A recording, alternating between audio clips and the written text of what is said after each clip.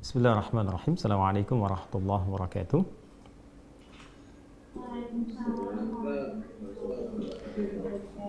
Alhamdulillah wassalatu wassalamu ala Rasulillah wa ala alihi wa sahbihi wa man walah wa ba'd.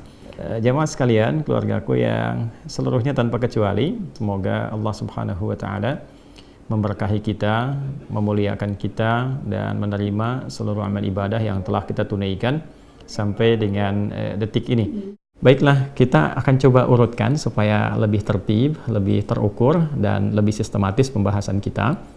Saya akan bagi kepada 3 bagian yang penting.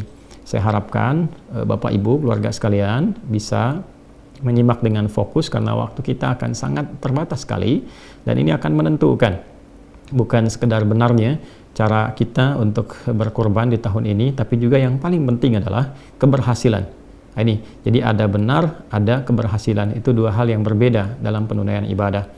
Ada orang yang benar salatnya secara rukun, ya rukunnya benar, terpenuhi syaratnya, kan? Dan terangkat kewajibannya, mendapatkan pahala insya Allah dengan kadar keikhlasannya. Tapi belum tentu ia paham yang dibaca, belum tentu ia mengerti apa yang dilakukan, sehingga setiap hikmah dari bacaan dan gerakan itu karena tidak dipahami, tidak bisa diimplementasikan dalam kehidupan.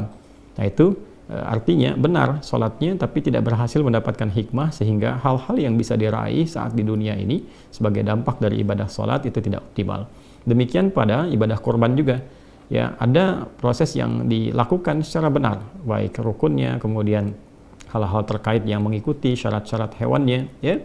Namun ada hikmah yang besar yang penting kita ketahui, yang juga menentukan sebatas apa yang bisa kita dapatkan dari keberhasilan ibadah dimaksud. Baik, teman-teman sekalian, Bapak dan Ibu, saya ingin runtutkan dulu pada puncak nanti apa yang disebut dengan korban.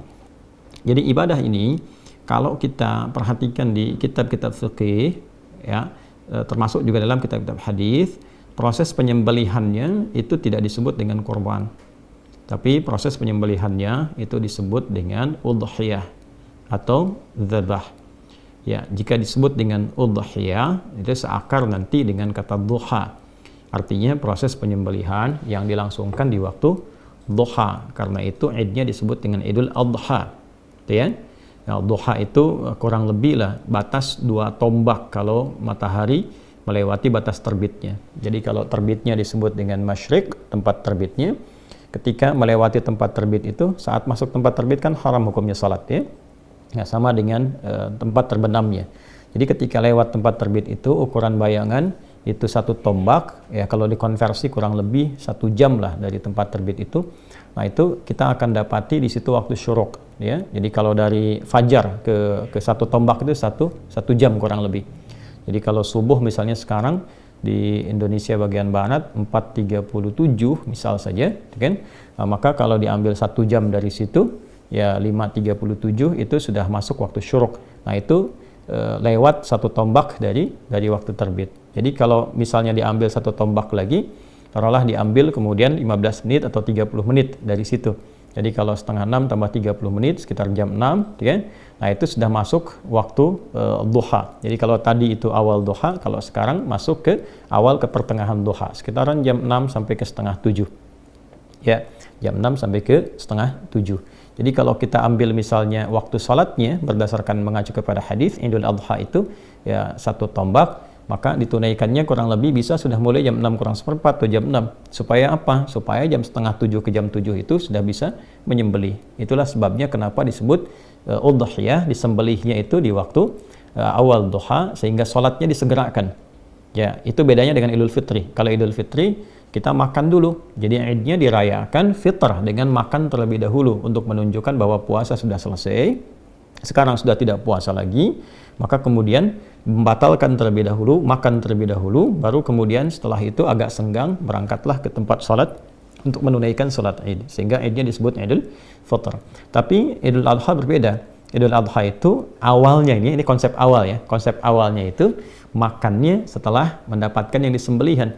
Jadi kenapa sholatnya dipercepat, disembelih kemudian di waktu duha, lalu setelah itu supaya cepat disembelih itu dimasak, bisa dikonsumsi. Jadi yang pertama dimakan itu adalah yang dari hasil sembelihan. Ya, tapi berjalannya waktu memberikan kesan bahwa ini dulu bila itu mudah untuk dilakukan. Bila kemudian tidak mudah untuk dilakukan dan berbeda situasinya, maka tetap menjadi amalan sunnah, tetapi barangkali yang dikonsumsinya berbeda. Yang penting ada sesuatu yang dimakan. Jadi sunnahnya dari sebelum sholat Id itu tidak makan dulu.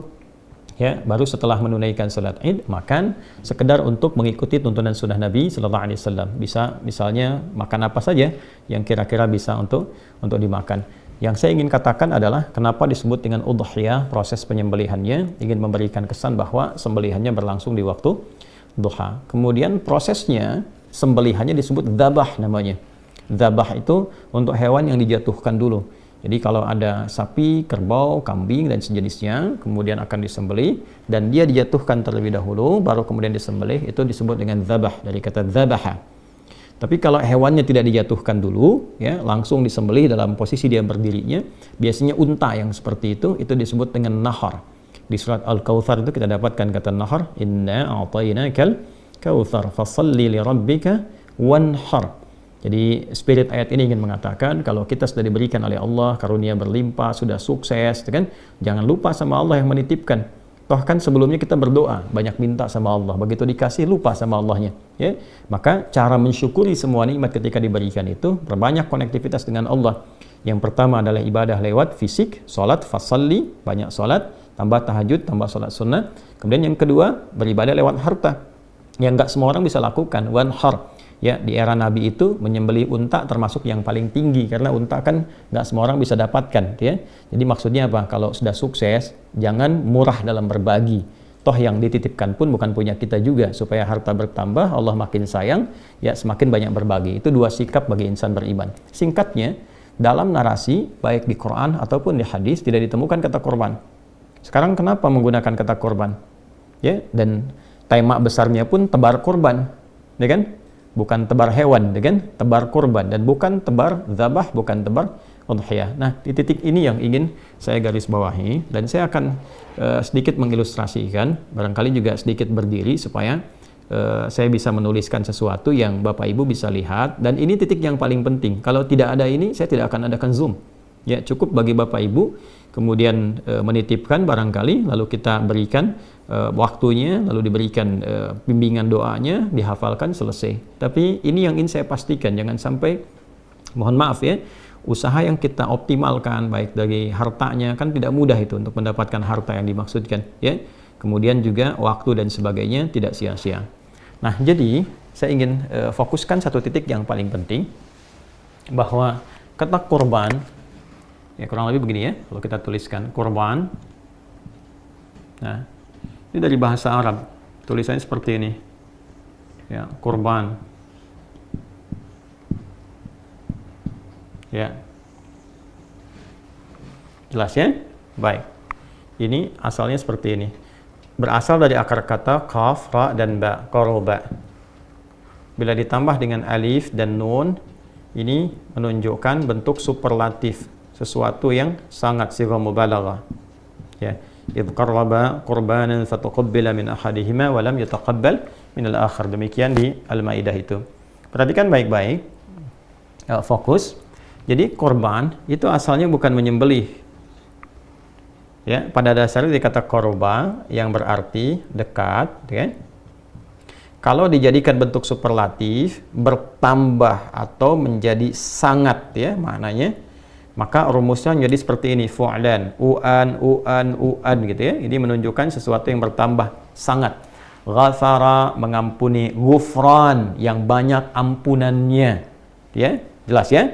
Baik. Kemudian ada lagi yang pakai fathah, nggak pakai dhammah, kayak fa'lan, rahman, yang banyak kasih sayangnya. Ya kan? Nah, ini kemudian bentuk ini menunjukkan yang sangat dekat, yang banyak kedekatannya, sangat dekat. Nah, jadi ibadah kurban ini bila dikerjakan dengan benar, goalnya itu adalah membangun kedekatan yang lebih dengan Allah Subhanahu wa taala. Jadi orang yang mampu melakukan ibadah yang dimaksudkan, maka ciri kesuksesan utamanya itu bukan berapa banyak, berapa besar, ya, berapa berat hewan yang kemudian disembelih, Tapi bagaimana ia bisa mengambil hikmah dari proses itu sehingga bisa membangun kedekatan lebih antara dirinya dengan Allah Subhanahu wa taala. Bahasa paling simpelnya adalah pasca ibadah ini dirinya menjadi semakin dekat dengan Allah. Nah, ukuran kedekatan itu kan nanti ada dua. Ya, yang pertama bertambah ibadah ritualnya sebagai bentuk ketawakalannya kepada Allah, konektivitasnya kepada Allah. Salatnya semakin bertambah, gitu kan? Bacaan Qur'annya semakin rajin, ya. Kemudian turunan-turunan yang kira-kira menghubungkan kita dengan Allah Subhanahu wa taala. Dan yang kedua adalah hablu minan nas. Jadi hablu minallah tadi yang pertama. Yang kedua hablu minan nas. Ya, bertambah baik dengan sesamanya, di keluarganya, hubungan dengan tetangga, kerabatnya dan sebagainya. Itu ukuran spesifiknya. Sehingga orang-orang yang punya kedekatan lebih dengan Allah Subhanahu wa taala, dua sisi ini pasti akan terlihat baik dalam menjalani kehidupannya. Ini gambaran pokoknya. Nah, sekarang pelajaran besarnya adalah bagaimana proses ibadah, sekarang kan sedang ibadah, yang sedang kita tempuh ini, ya Bapak dan Ibu sekalian, bisa menghasilkan satu goal, satu capaian yang tadi telah kita harapkan.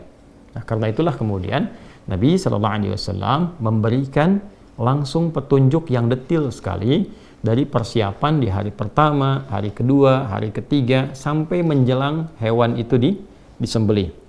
Baik ya? Baik, sekarang kita akan ambil kepada aspek pokok langsungnya dulu ya. Dari sejak Bapak Ibu melakukan akad nih, ya, akad untuk menyembelih atau ikut dalam proses ibadah kurban ini. Jadi akad itu dilangsungkan dengan menyampaikan uangnya, terus terjadi kemudian hewannya diikat untuk disembelih. Diikat itu maksudnya lewat akad. Ini hewan terikat akan disembelih atas nama Bapak Ibu sekalian. Maka dari proses itu terjadi, mulailah muncul kemudian bimbingan dari Nabi Sallallahu Alaihi Wasallam sampai ke hari ini, sampai hewan disembelih nanti ya, bukan sampai tanggal 10, ingat, sampai hewannya disembelih. Nah, apa itu? Termaktub dalam hadis Sahih Muslim, nomor hadis 1977. Kita coba cek dulu ya. Ada Sahih Muslim, saya bisa bacakan, tapi barangkali untuk menguatkan pada Bapak Ibu sekalian, kita bisa cek paling kanan di pertengahan nomor hadis 1977. Coba kita cek. Nah, ini dia. Jadi ya, nanti kalau punya kitabnya silahkan dicek. Kitab Sahih Muslim nomor hadis 1977 ya, di subtopik yang ketujuh. Babu nahyi man dakhala alaihi ashru dzulhijjah wa huwa yuridu at-tadhhiyah an ya'khudha min sya'rihi aw adfarihi syai'a. Ya, bab petunjuk pedoman bagi orang yang telah memasuki 10 hari pertama bulan Dzulhijjah, kemudian ia menginginkan atau berminat untuk menyembelih hewan kurban, ikut program ya di situ. Ya, maka sepanjang ia sudah berakad itu, sudah siap itu, ya dia dianjurkan untuk tidak memotong atau mencukur baik semua rambut yang melekat pada tubuhnya ataupun kuku yang melekat pada tubuhnya. Saya sampaikan hadisnya. Saya langsung cepat saja kepada rawi yang terakhir, yaitu keluarga terdekat Nabi Sallallahu Alaihi Wasallam. Ini A1, ya'an Ummi Salamah radhiyallahu taala anha, dari Ummi Salamah radhiyallahu taala anha, anna Nabi Sallallahu Alaihi Wasallam qala, beliau menyampaikan, Nabi Sallallahu Alaihi Wasallam bersabda, idza dakhalatil ashru wa arada ahadukum an yudhhiya fala yamassa min sya'rihi wa basharihi syai'a. Qila li Sufyan fa inna ba'dahum la yarfa'uhu qala lakinni arfa'uhu. Ya, secara singkat, jika telah masuk 10 hari pertama bulan Dzulhijjah, jadi tanggal 1 sampai dengan tanggal 10 nanti, wa arada ahadukum an yudhhiya, dan ada di antara kita yang sudah berniat, berencana gitu kan untuk mengikuti proses penyembelihan, dalam arti ikut ibadah kurban seperti yang kita istilahkan, fala yamassa min sya'rihi wa basharihi syai'a, maka Nabi menganjurkan, ini sunnah ya, hukumnya sunnah yang sangat ditekankan, sunnah muakkadah, untuk tidak menyentuh, maksudnya tidak mensyukur kan seluruh rambut yang melekat pada tubuhnya, kemudian juga dan tidak memotong kukunya ya. Ini gambaran yang pertama. Nah, saya ingin sampaikan begini, jadi ada sunnah yang pertama dianjurkan sampai hewan kurbannya disembelih. Nah, hewan kurban disembelih sekali lagi untuk semua program yang melekat bagi kita semua, insya Allah hewan kurbannya ya, disembelihnya di hari Kamis ya, sesuai dengan jadwal. Bila ada perubahan sesuai dengan daerahnya, itu akan diinfokan segera. Tapi insya Allah tidak ada yang disembelih besok Ya, sekalipun menunaikan sholatnya misalnya ada yang besok tapi disembelihnya pada hari keesokan harinya untuk menyiapkan lebih mudah lagi gitu ya, supaya juga diinfokannya bisa serentakkan kurban itu luas, bisa hari ke-10, 11, 12, 13. Jadi kalau ada kesibukan di hari saat menunaikan sholat, maka keesokan harinya itu bisa lebih lapang. Nah kemudian, jadi sampai hari disembelih itu, begitu diinfokan hewan bapak ibu disembelih, sampai ke titik itu jangan dulu potong kuku ya, termasuk rambut yang melekat di tubuh ya, bukan bulu. Kalau bulu itu ayam, unggas ya, sapi ya, itu bulu. Kalau di manusia itu rambut ya, jadi tidak dipotong dulu. Kuku juga jangan dulu dipotong dulu ya, ini jangan dulu dipotong. Kemudian yang melekat di tubuh jangan dipotong dulu sampai nanti hewan korbannya itu disembelih. Pertanyaannya kenapa? Ini poinnya. Kenapa? Karena nanti ada juga penafsiran lain yang dimaksudkan hewannya. Tapi kalau saya lebih cenderung kepada orangnya, bukan hewan. Saya ulang ya. Ada yang menafsirkan juga hewannya. Saya sangat menghormati untuk penafsiran itu, tentu juga ada pertimbangan dan alasan, tapi saya lebih condong kepada orangnya, bukan hewannya. Karena kalau kita teruskan bacaan hadisnya sampai dengan ke bawah, itu akan ditemukan kisah. Ya, ini ada kisahnya di bintang 3 di bawah nih ya. Kalau kita bacakan di sini kita akan dapati keterangan. Qala kunna, dikata Hasan al-Laythi, kunna fil hammam qabila al-adha fattala fihi nasun faqala ba'du ahli al-hammam inna Sa'id bin al-Musayyab yaqra hadha aw yanha anhu falaqitu Sa'id bin al-Musayyab fadhakartu dhalika lahu faqala ya ibn akhi hadha hadithun qad nusiya wa turika. Ya kan? Ini ada kisah dari Hasan al-Laythi bahwa di era beliau itu menjelang Idul Adha, menjelang disembelih itu, teman-temannya sudah pada pergi ya, ke kamar mandi umum, kemudian ada yang sudah bersih-bersih ya, ada yang mengecat rambut, ada yang cukur-cukur dan sebagainya, padahal hewannya belum disembelih. Maka diadukanlah kepada sahabat Sa'id bin Musayyab peristiwa itu, yang mengetahui betul tentang hadis Nabi dimaksud, dikonsultasikan ini benar enggak gitu, yang dimaksudkan apakah orangnya atau hewannya atau bagaimana. Maka komen beliau menyampaikan bahwa hadza haditsun qad nusiya, atau riwayat lain qad turika. Ini tidak tepat ya, ada hadis yang banyak dilupakan. Artinya apa? Yang dimaksud jangan dipotong dulu ya. Jadi ini asbabul wurud yang terkait juga dengan hadis dimaksud. Pertanyaannya kenapa? Ya, saya ulangi pertanyaannya kenapa? Disunnahkan ya, bukan hukumnya haram. Jadi kalau memang ada kondisi-kondisi yang memang harus dicukur misalnya, tidak ideal dengan penampilan tertentu, atau ada keperluan yang sifatnya lebih penting misalnya untuk dilakukan, tapi penampilan tidak sesuai, ya boleh-boleh saja, tidak ada masalah. Tapi yang dimaksud adalah, ya ini yang ingin saya tekankan. Bapak Ibu sekalian, ada anugerah besar di balik ibadah ini yang diikatkan nanti terkait dengan kurban. Berbahagialah bila di antara kita diberikan oleh Allah Subhanahu wa taala kesempatan untuk berkurban dan mengikuti runtutan ibadah dari tanggal 1 sampai dengan hewan kurban itu disembelih. Karena itu esensinya, itu menghadirkan nilai yang sama seperti orang yang haji. Walau dia tidak berhaji, ingat. Jadi bukan mendapatkan pahala haji, bukan. Kalau ingin pahala haji ya berhaji. Yang dimaksudkan adalah mendapatkan value dari ibadah haji, yaitu sifat mabrur. Ya, kalau kita baca di hadis Muslim di kitab yang sama, nomor hadis 1349 dari sahabat Abu Hurairah radhiyallahu taala anhu, Nabi SAW menyampaikan, wal hajjul mabruru laisa lahu jazaa'un illal jannata. Haji mabrur itu, itu value-nya mabrur. Ya, mabrur itu bukan makbul. Kalau makbul diterima. Nah, ukuran diterimanya itu apa? Ada value-nya namanya mabrur. Nah, value yang dikerjakan oleh orang haji ini itu bisa diraih ya oleh orang yang tidak haji. Tapi bukan berarti mendapat pahala haji, ingat ya. Berbeda antara pahala dengan value-nya, dengan nilainya. Dan itu tinggi di hadapan Allah. Jadi kalau sama-sama dapat itu, dapat apa nih? Kalau di sana laisa lahu jazaa'un illal jannah, yang di sini dapat apa? Ya. Nah, saya ingin balik dulu, dan ini sebagian telah saya terangkan juga. Jadi puncak haji itu kan di tanggal 9. Sekarang nih ya, yang pada wukuf, sebentar lagi selesai, akan lontar jumrah. Nah, untuk menuju tanggal 9 itu, Allah meminta kepada mereka semua untuk menunaikan dan memperkuat ibadah, disebut dengan takwa. Itu ada di Quran surah kedua Al-Baqarah ayat 197. Wa tazawwadu fa inna khairaz zadit taqwa. Orang-orang yang sudah bersiap menunaikan haji, dia sudah miqat, sudah nunggu untuk puncak Arafah itu, maka kata Allah perbanyak ibadah. Perbanyak ibadah, perbanyak ibadah. Supaya apa? Supaya ketika masuk ke tanggal 9 puncaknya sudah ada koneksi yang kuat ya Sehingga mudah, mau doa mudah, mau istighfar mudah gitu kan. Kemudian mau minta kebaikan-kebaikan mudah. Kalau sebelum tanggal 9 banyak kemana-mana, nggak banyak ibadah, banyaknya belanja, nanti begitu dia wukuf kosong keadaan hatinya. Nah, orang yang tidak menunaikan haji itu mendapatkan porsi isyarat yang sama dari Nabi supaya memperbanyak ibadah ya di awal-awal bulan Dzulhijjah ini. Dari mana taunya? Nanti kita temukan misalnya di Al-Bukhari nomor hadis 969 dari Ibnu Abbas radhiyallahu taala anhuma. Nabi SAW menyampaikan, "Ma min ayyam al-'amalu salihu fiha ahabbu au fihinna ahabbu ila Allah min hadhil ayyam al-'ashr." Tidak ada satupun perjalanan hari ya saat seseorang menunaikan amal saleh itu naik status amal salehnya dicintai oleh Allah, yaitu 10 hari pertama di bulan Dzulhijjah. Jadi ketika orang yang haji itu perbanyak ibadah, orang yang tidak haji pun, kita ini maksudnya di sini ya, itu diminta oleh Nabi sama lakukan ibadah juga. Ya, tingkatkan sholat, latihan banyak puasa, kemudian berusaha banyak Quran, berusaha banyak baca Quran atau interaksi atau berzikir gitu kan. Untuk apa? Untuk puncak tanggal 9. Jadi di sana tanggal 9, di sini tanggal 9. Ini poinnya. Nah, di tanggal 9 itu ada apa? Kalau yang di sana wukuf, di sini puasa. Jadi kalau kita ambil yang di sana wukuf, di sini puasa. Puasanya kita bisa lihat misalnya di hadis riwayat At-Tirmidzi nomor hadis 749. Ya, dari Nabi sallallahu alaihi wasallam beliau menyampaikan, "Siyamu yaumi Arafah anni ahtasibu 'ala Allah ay yukaffira sanata allati ba'daha wa sanata allati qablaha." Ini poinnya penting sekali nih, Bu, ya, Bapak, teman-teman sekalian.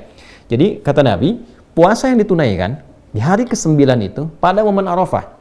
Jadi yang di sana momentumnya, yang di sini itu harinya, hari dalam arti waktu. Jadi maksudnya apa? Waktunya tanggal 9, boleh jadi ada yang sama, boleh jadi ada yang berbeda. Tapi kalau masuk di waktu itu, lakukan seperti orang yang wukuf amalannya. Ya, maksudnya apa? Kalau di sana hanya sekedar wukuf, wukuf kan berdoa, minta ampun, beristighfar, muhasabah diri. Di sini pun bukan sekedar nahan lapar dan haus, tapi ikut muhasabah juga. Ya, ikut minta ampun kepada Allah. Jadi bukan puasa biasa.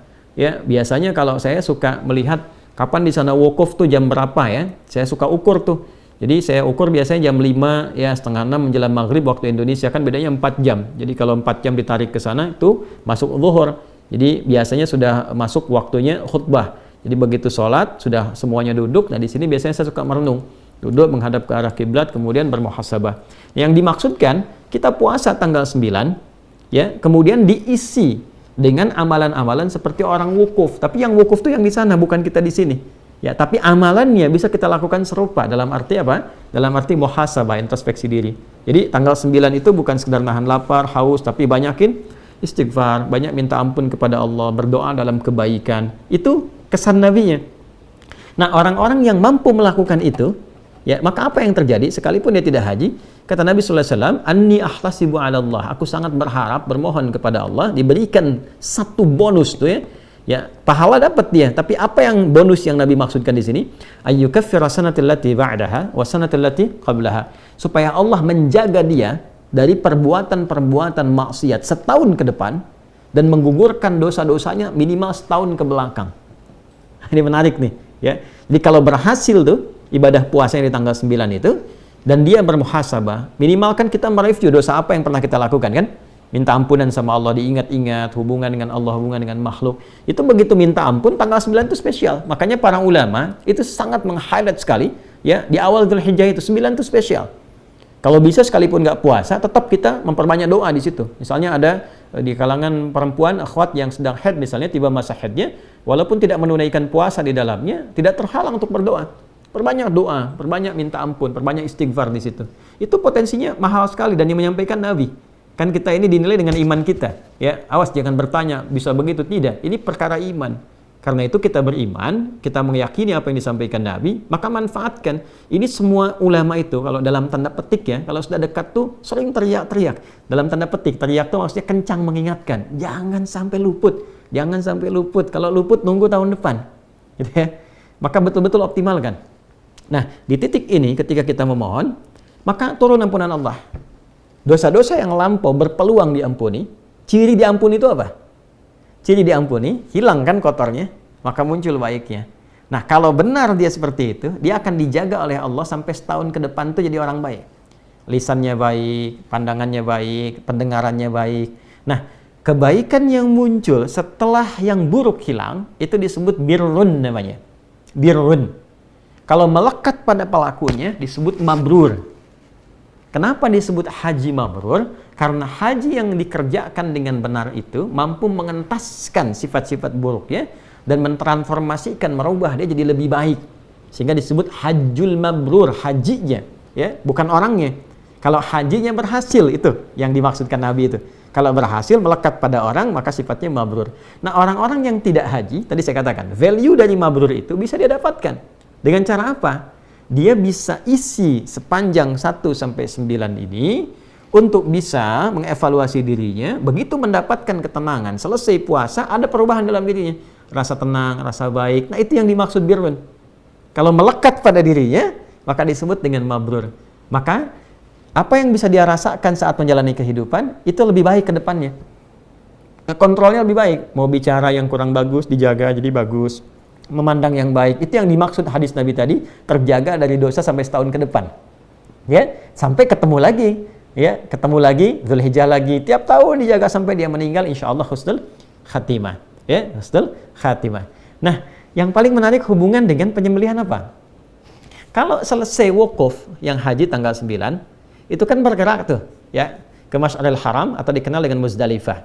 Ya kan? Dia berzikir kan, Quran surah ke-2 ayat 198, ya kan? Nah, laisa 'alaikum junahun an tabtaghu fadlan min rabbikum fa idza afadtum min arafatin fadhkurullaha 'indal Masy'aril Haram. Maka teman-teman yang di sana akan bergerak nanti, ya, ke arah Muzdalifah, kemudian di situ berzikir sampai menunggu nanti menjelang ke fajar. Cari batu kan? Ya. Lalu setelah itu ke Jamarat, ya. Melontar, yang dilontar itu Aqabah tuh, yang besarnya, ya, bukan yang wusta, bukan yang ula. Saya cepat saja kalau Bapak Ibu teman-teman dapatkan buku yang saya tentang umrah, ya, kalau ikut program umrah tuh ada buku yang kita berikan, yang saya tulis langsung itu. Jadi kami jelaskan betul kenapa Aqabah, kenapa disebut wusta, kenapa ula, kenapa urutannya begitu, gitu ya. Secara singkatnya begini, kalau Aqabah itu gambaran diri kita, wusta itu lingkaran dekat, ula itu faktor terjauh, lingkaran luar. Ya, yang terjauhnya. Jadi kadang-kadang yang membuat diri kita itu kurang baik, kurang dekat dengan Allah, yang pertama adalah ketidakmampuan mengontrol diri sendiri. Nafsu. Aqabah itu gambaran dari nafsu. Jadi kalau marah itu bukan karena faktor luar pada umumnya, tapi lebih karena ketidakmampuan mengontrol emosi di dalam. Nah, kalau ini baik, kadang-kadang sudah baik nih, tapi mendapatkan lingkaran sekitar yang dekat yang kurang bagus. Ya, misalnya tetangga, misalnya sikap kurang baik, atau bergaul dengan teman-teman dekat kurang bagus, ya. Atau teman-teman dekat bagus, di keluarga bagus, tapi ditempatkan di tempat kerja, ketemu teman jauh, kena pengaruh yang kurang bagus. Yang dekat itu disebut dengan wusta, lingkaran sekitaran, ula itu yang terjauh. Walal akhiratu khairul laka minal ula. Aqabah itu pribadi. Karena itu, dari Muzdalifah, yang dilontar itu bukan yang wusta, bukan yang ula, tapi yang Aqabah. Dan perhatikan kalimatnya, Bismillahi Allahu Akbar. Bismillahi Allahu Akbar. Bismillahi Allahu Akbar sampai 7 kali. Setelah itu menghadap ke arah Ka'bah, ya, ke Masjidil Haram, lalu berdoa, ya kan? Inni wajjahtu wajhiya lilladzi fataras samawati wal arda hanifan muslima wa ma ana minal musyrikin. Inna salati wa nusuki wa mahyaya wa mamati lillahi rabbil alamin. La syarika lahu bidzalika umirtu wa ana minal muslimin. Baik. Perhatikan baik-baik. Begitu dilontar, lontaran itu dimohonkan dengan doa untuk menggugurkan sifat buruk yang ada dalam diri. Menggugurkan keburukan yang ada dalam nafsu. Baik ya? Ini kuncinya dulu satu ya. Jadi begitu dilontar, diharapkan kan sifat buruk itu di nafsu, lawannya takwa. Ya, nafsu itu nama lainnya fujur. Fujur itu lawannya takwa. Di Quran surah ke-91 ya, ayat 8. Fa'alhamaha fujuraha wa taqwaha. Ya kan? Jadi kalau di takwa ada jujur, di sini ada dusta. Kalau di sini ada sabar, di sini ada amarah gitu. Nah, ini yang direndam. Begitu dilontar ini naik. Nah, sifat takwa itu sifat dasar malaikat. Nafsu itu sifat hewan. Makanya disebut manusia makhluk hewani, hayawanun natik, hewan yang bisa bicara, tapi punya sifat takwa. Kalau hewan nggak ada takwanya, ya malaikat nggak ada nafsunya. Di malaikat benar terus, Quran surah 66 ayat ke-6, hewan itu punya potensi salah terus. Ya? Nah, itu sifat hewani. Yang tidak haji, maka disimbolkan dengan syariat penyembelihan hewan. Yang di sana lontar. Jelas ya? Maka yang di sini menyembelih, hakikatnya bukan hewannya. Hakikatnya itu saat menyembelih itu adalah ya menggugurkan sifat-sifat hewani yang dominan sehingga menutup peluang-peluang sifat takwa yang baik yang seharusnya muncul. Ini kapan bisa terjadi? Kalau bisa kita renungi di tanggal 9. Makanya saat puasa kita muhasabah, apa sih sebenarnya yang menjadikan saya kok bisa terasa jauh dari Allah? Bangun malam tuh kayak susah banget tuh. Mau baca Quran susah gitu kan. Mau zikir kok keras lisannya. Kenapa? Padahal tahu kita mau meninggal, tahu pengen husnul khatimah, tahu pengen menghadap Allah. Kok bekalnya seakan sulit dilakukan? Introspeksi diri. Apa yang menyebabkan itu? Ya, jangan-jangan terlalu condong ke urusan dunia, sibuk dengan macam-macam sehingga lupa dengan ibadah. Ya, sibuk dengan fisik, sibuk dengan pikiran. Kan ada intelektual, ada fisikal, ada spiritual. Orang kalau terlalu sibuk dengan intelektualnya, rupa makanan untuk rohnya, kaku untuk ibadahnya. Ya, pun demikian, kenapa dengan orang-orang sekitaran misalnya kurang baik, kenapa dengan keluarga tidak baik, dievaluasi sampai kita menemukan itu. Maka kita bertekad dari dalam diri kita. Kalau kita mengandalkan orang kan susah kan? Tapi kalau kita bisa dalam diri kita benahi, maka untuk datang ke masjid, untuk ibadah, untuk sholat itu lebih mudah. Ya, untuk mengatakan sesuatu yang baik itu lebih mudah sepanjang kita lebih bisa membuka hati. Ya, kan take off itu kalau tenaganya kuat bisa terbang sendiri kan? Ya, makanya apa yang harus dilakukan? Ketika yang di sana melontar, di sini menyembelih. Dan tidak semua orang bisa memiliki sesuatu untuk disembelih. Jadi berbahagialah ketika kita diberikan kesempatan oleh Allah untuk bisa menyembelih dalam arti untuk menunaikan ibadah ini, itu mahal. Itu mahal sekali hikmahnya. Tapi jangan sampai berhenti di sekedar saya pesan ya, sekian. Bukan itu yang diinginkan. Ya, kalau cuma begitu ya Bapak Ibu bisa lakukan dimanapun. Yang ingin saya tekankan adalah jangan sampai gagal saat itu disembelih. Jadi sampai ketiba waktu penyembelihan itu, walaupun sudah misalnya lewat nih tanggal 9 misalnya, lewat tetap renungkan, isi dengan takbir, isi dengan tasbih, lihat sekitaran, evaluasi dengan kerabat terdekat, sehingga hasilnya nanti bisa dirasakan pasca hewan itu disembelih. Begitu hewan disembelih, perhatikan baik-baik ya, baik saya, Anda, kita menyembelih secara langsung atau diwakilkan oleh orang lain yang menyembelih dan waktunya disampaikan. Tapi kalimatnya sama ketika disembelih. Bismillahirrahmanirrahim. Satu. Ya kan? Coba lihat, yang di sana lontar Bismillahirrahmanirrahim, di sini Bismillahirrahmanirrahim dan menghadap ke kiblat. Setelah itu, ini yang sering lupa. Setelah itu selesai disembelih, segera menghadap ke kiblat, membacakan doa. Dan ini doanya sunnah. Kalau kita lacak di kitab hadis banyak doanya. Ya, apa doanya? Sama persis dengan orang selesai lontar jumrah, lontar Aqabah. Menghadap ke arah kiblat, inni wajjahtu wajhiya lilladzi fatara as-samawati wal arda hanifan musliman wa ma ana minal musyrikin. Inna salati wa nusuki wa mahyaya wa mamati lillahi rabbil alamin la syarika lahu wa bidzalika umirtu wa ana minal muslimin atau wa ana awwalul muslimin. Ya Allah, sungguh aku saat ini menghadapkan diriku sepenuhnya kepadamu. Maksudnya bertawakal, maksudnya sepatuh-patuhnya. Jadi kalau kita mengatakan inni wajah, itu komitmen yang kuat untuk patuh. Dalam bahasa Arab itu begitu, ya. Aku hadapkan diriku sepenuhnya kepadamu penguasa langit dan bumi. Sungguh sekalipun aku sholat, aku ibadah, ya manasik, ya atau aku menyembelih sampai sekarang, atau bahkan aku hidup atau aku wafat saat ini, ya aku semua jadikan tawakal kepadamu. Aku berjanji tidak akan pernah menyimpang apalagi berbuat musyrik, dan mulai saat ini, nah ini poinnya, mulai saat ini aku berkomitmen akan patuh kepada semua tuntunanmu. Ingat loh kalimat itu ada satu komitmen yang dibangun. Jadi setelah itu disembelih kita mengatakan wa ana minal muslimin, aku termasuk hamba yang muslim, maksudnya aku akan patuh kepada semua ketentuanmu yang diberikan petunjuknya oleh Rasulullah sallallahu alaihi wasallam. Ya kan? Nah, baru selesai itu. Maka kalau itu udah selesai, lalu dari situ ada feedback pada diri kita. Jadi di sana selesai kan, melontar, menghadap ke kiblat, kita selesai menyembelih, menghadap ke arah kiblat. Lalu bermohon kebaikan pada Allah Subhanahu wa taala. Nah, titik itulah kemudian yang melahirkan kurban. Titik itu yang melahirkan kurban. Jadi setelah kita merasakan ada keberanian untuk mengevaluasi diri, kita jadi lebih baik. Lebih dekat dengan Allah, ya, lebih ringan lisan berzikir, lebih ingat bahwa kita akan pulang, lebih meningkat ibadahnya, lebih nyaman, lebih enak. Itu yang dimaksud dengan kurban. Ya, makanya ibadahnya, kenapa para ulama memperkenalkan nama kurbannya bukan penyembelihannya, untuk memberikan kesan pengingat yang kuat kepada kita, yang diharapkan itu perubahannya, bukan sekedar hewannya. Kalau mau nyari pahala, dengan hewannya sepanjang ikhlas, sumbernya bersih, pahala dapat. Tuh, mau nyari pahala. Tapi kalau kita mau mencari lebih dari situ, supaya mendapatkan percikan keberkahan dari ibadah itu, maka urutan ini setidaknya kita bisa optimalkan.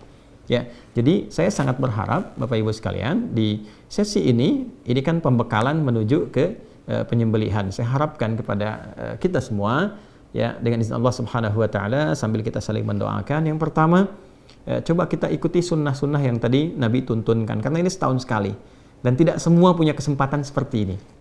Ya, tidak semua punya kesempatan yang serupa. Jadi syukuri ini dengan cara kita optimalkan. Yang kedua, kita saling mendoakan dulu untuk semua supaya Allah kasih kemudahan. Ya, ringankan berbagi, doakan yang di sana, yang di haram, gitu kan, supaya mendapatkan kemudahan dari Allah, diterima ibadah hajinya, gitu kan, lapangkan. Jadi mendoakan orang lain itu melatih hati kita supaya lunak. Kalau hati kita sudah lunak, sudah enak, itu masya Allah, itu mudah sekali untuk dibawa zikir, ya, dibawa kepada hal-hal yang baik. Lalu minta sama Allah menguatkan diri kita, ya. Ya muqallibal qulub tsabbit qulubana ala dinik, ala iman, ala istiqamah, ala tawakkul ilaik, gitu kan, minta kebaikan. Setelah itu isi perbanyak dengan, kalau kita lihat di Musnad Ahmad itu dengan takbir, dengan tahmid, dengan tasbih, dengan tahlil, sampai kemudian masuk di penunaian salat, ya, sampai kemudian disembelih, bahkan di 3 hari terakhir. Karena bentuk syukurnya ya bertambah takwanya. Jadi kalau nanti selesai kurban, itu ukuran pertamanya nanti 2 hari setelah itu. Jadi begitu selesai kurban 2 hari, makanya disebut hari tasyrik kan. Hari tasyrik itu ya, itu 2 sampai 3 hari kan, 11, 12, 13. Standar kecilnya 2 hari. Quran surah ke-2 ayat 203. Wadhkurullaha fi ayyamin ma'dudat faman ta'ajjala fi yawmain. Itu disebut nafar awal. Ya, kemudian ada yang nafar akhir. Ya, ada nafar akhir ditambah dengan 3 hari. Intinya apa? Ada ujian tuh di 2-3 hari itu, merasa kenikmatan enggak? Ya, merasa senang ibadah enggak? Tambah enggak? Ya, hubungan baik nggak dengan sesama dan sebagainya. Kalau kita dapat itu ciri pertama bahwa kurban kita bukan sekadar diterima oleh Allah, tapi ada berita baik bahwa kurban itu telah memberikan perubahan dan keberkahan dari sisi Allah kepada kehidupan kita. Nah, tapi untuk siapa? Liman ittaqa. Coba baca Quran surah kedua ayat 203 tuh, paling kiri sebelah atas. Wadhkurullaha fi ayyamin ma'dudat faman ta'ajjala fi yawmaini fala itsma 'alaihi wa man ta'akhkhara fala itsma 'alaihi liman ittaqa. Ya, jadi yang di sana mabit di Mina, ya kan? Di mabit di Mina itu kan untuk mengevaluasi diri, nambah ketaatan nggak? Yang di sini ya sama, mengevaluasi pasca penyembelihan. Walaupun sedang liburan tuh ingat sholat nggak? Masih bisa tahajud nggak? Ya kan? Masih bisa baca Quran nggak? Terus perubahan kebaikan interaksi kita nambah nggak? Nah, itu esensinya. Ya, jadi itu hal yang paling penting. Kalau yang lain-lain saya kira standar untuk semuanya, tapi lebih kepada kurban itu kenapa kita ambil judul besar tebar kurban, supaya rasa kasih itu semakin menyebar, kebaikannya semakin meluas, dan kedekatan kepada Allah Subhanahu wa taala semakin tinggi, semakin baik, ya. Itu kira-kira gambarannya. Jadi kita berharap dosa diampuni, kayak sama saya pun belum bersyukur ya, sama persis. Jadi begitu sudah disembeli baru kita bersih, kita berharap supaya apa? Kata sebagian ulama, supaya Allah mengampuni semua bagian tubuh kita dan semua bagian sampai rambut dan kuku sebelum terpisah kita potong. Barangkali ini pernah bermaksiat, ya kan? Kemudian bagian ini pernah bermaksiat. Jadi sebelum dicukur, sebelum dipisahkan, ini Allah sudah ampuni. Jadi bersih saat dipisahkan dari bagian tubuh kita. Nah, itu diantara hikmahnya. Ya, ini hal yang terkait dengan pembelajaran, pembekalannya, saya kira sangat jelas sekali ya, untuk bisa dipahami dengan baik. Tinggal teknis.